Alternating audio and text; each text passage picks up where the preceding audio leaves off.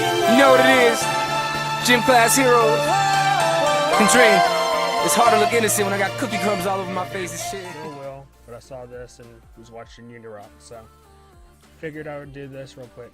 Apple opposes Australian encryption law, which could set a precedent for the United States. Apple is one of the 4 tech giants to come out and oppose to a proposed new law in Australia which would force companies to provide access to encrypted user data. The fear is that if the law is allowed to pass, it could set a precedent which other countries are likely to follow, which the US high up the list of likely candidates to effectively ban strong encryption. Australia is part of the so-called Five Eyes intelligence network, which last month issued statements declaring that privacy is not an absolute and the use of end-to-end encryption should be rare.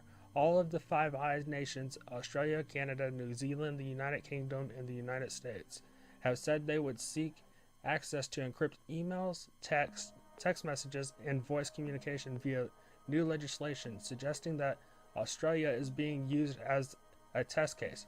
Not only a test case, this law makes it so the tech companies can't say anything about it. They get like a $2 million fine each time they say something about it. It's ridiculous.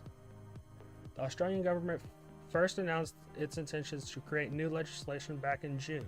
It did so in the form of a confused statement. Cybersecurity Minister Angus Taylor said there would not be a requirement for a back door to be built into the apps and platforms because it's going to be a front door. It's going to be wide open. They could get in without a warrant. All they would have to say is, hey, let me see this person's crap. And it probably wouldn't be in ones and zeros. It'd just be, and it wouldn't be in data. It'd be the media. It'd be like a media file. There's been ideas around for decades that you should create some kind of key that law enforcement can get access to access any data at any time. That's not what we're proposing here. But at the same time, we must ensure that law enforcement doesn't lose access to the data and the information they need to preempt terror attacks and crimes, and to hold criminals and terrorists to account. It later revealed that if tech companies failed to have over encrypted data on receipt of a warrant, they would be liable for up to $10 million in fines.